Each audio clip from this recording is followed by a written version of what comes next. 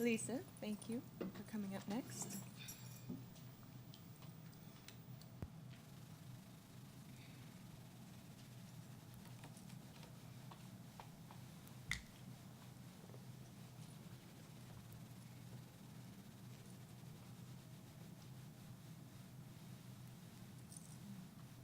I'm having problems. I don't have my glasses on. It's at the bottom of the. Thank you. Sure.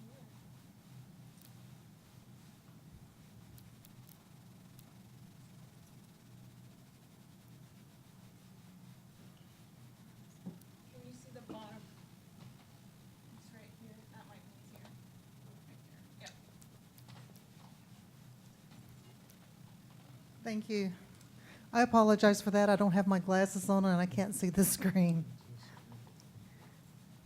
Just the click. Sio Nagata, Taquito Elise. Good afternoon, everyone. My name is Lisa Rutherford, and I'm from the Cherokee Nation. And I'm here studying textiles, feather capes, twine textiles, and Southeast and Cherokee clothing. Oops. Back up one slide.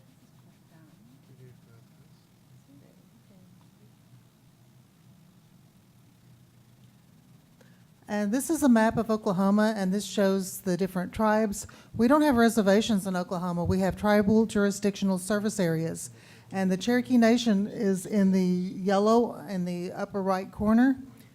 And if you could see the little red dot, that's Tahlequah, and that's near where I live.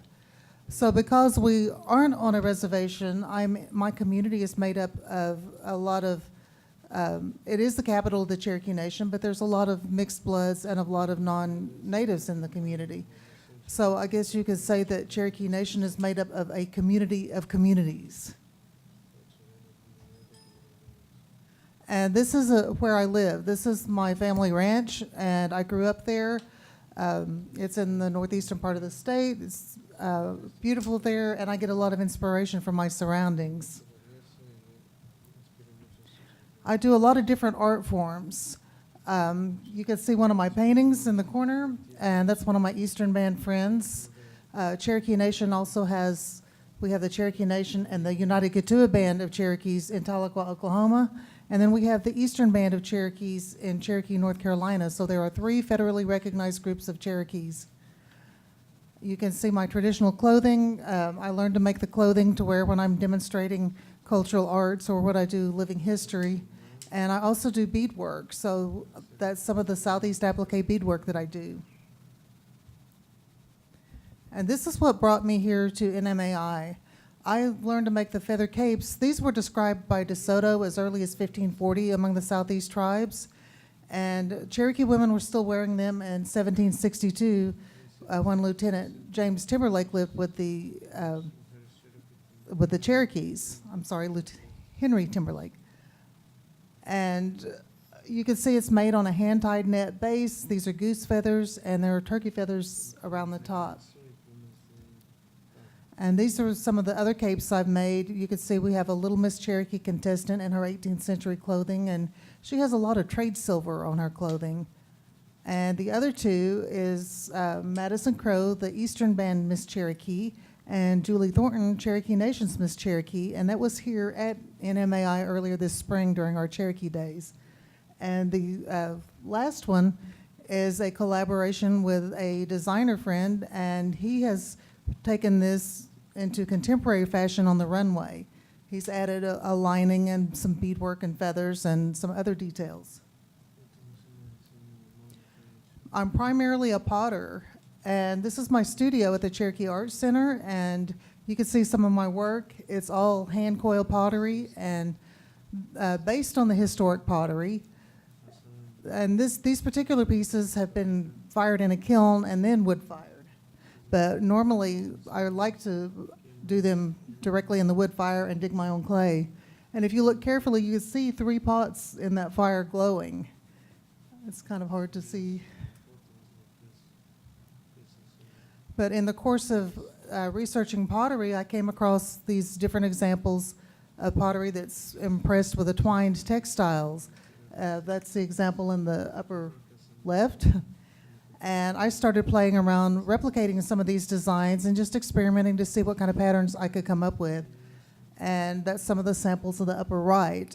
Well, that progressed to making twine bags and other objects. And you can see my pottery that has been impressed with some of these textiles. I work seasonally at the Cherokee Heritage Center in the Deligua Village. And this is a shot of the museum. And if you look carefully on the right-hand side, you'll see those 3 brick columns.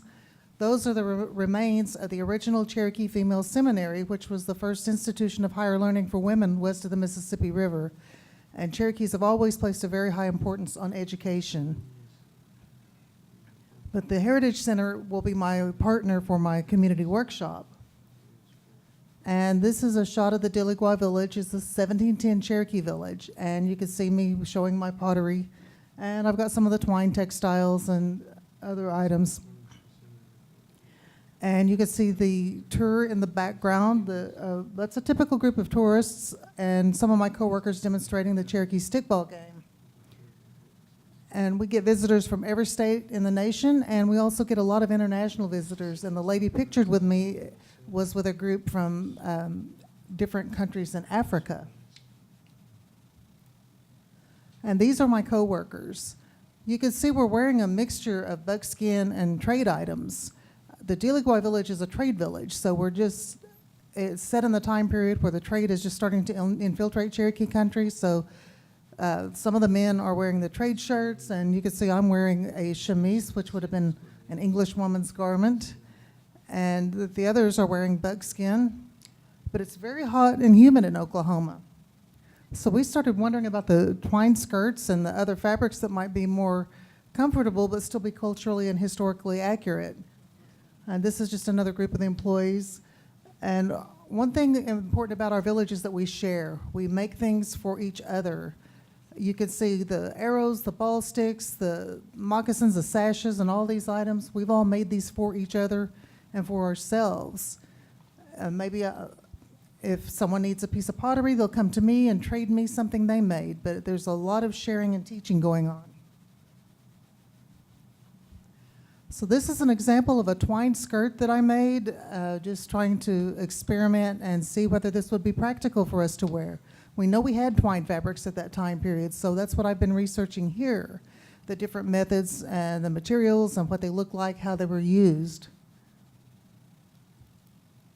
And these show the fibers I used, another example of cooperation among artists. You can see the top fiber, that's the same fiber we use on the twine bags. And the dye is made from the black walnut. And that was shared with me by the basket weavers. And the bottom dye is from the bodark or Osage orange tree, and that's what we make bows from. And you can see my friend Richard teaching a bow making class. And if you look in the bottom right-hand corner, you can see the bright orange wood on the floor. That's what we're using for the dye. So when the guys are making bows, they save that wood for us so we can make dye. And in return, we also share feathers. The arrows have the fletching from the wild turkey secondary wing feathers. I don't use those for my feather capes. I use some of the pretty shiny feathers, but I don't need those big wing feathers. So when the guys get a wing, you can see there's 2 wings on the right-hand side of your screen. They've had those secondary feathers clipped off from the middle. So they keep what they want, then they bring the pretty feathers to me. And I, in turn, if I get some turkey skins that have the secondary feathers, I'll forward them on and share with them. And this last shot, that's one of my students wearing her feather cape. That she took one of my feather cape classes, and she did a very good job. She works at the village where she demonstrates textiles also, so she will be involved in my workshop too. And in conclusion, that's my name and the Cherokee syllabary at top, and that's how I sign all my artwork. So I'm very thankful to be here, and I appreciate everyone coming to hear our discussion today. And we don't have a word for goodbye in the Cherokee language. We say "Doda da goha'i," and that means that we will all see each other again. Thank you. Thank you, Lisa. And could we just give a hand for our entire panel, please?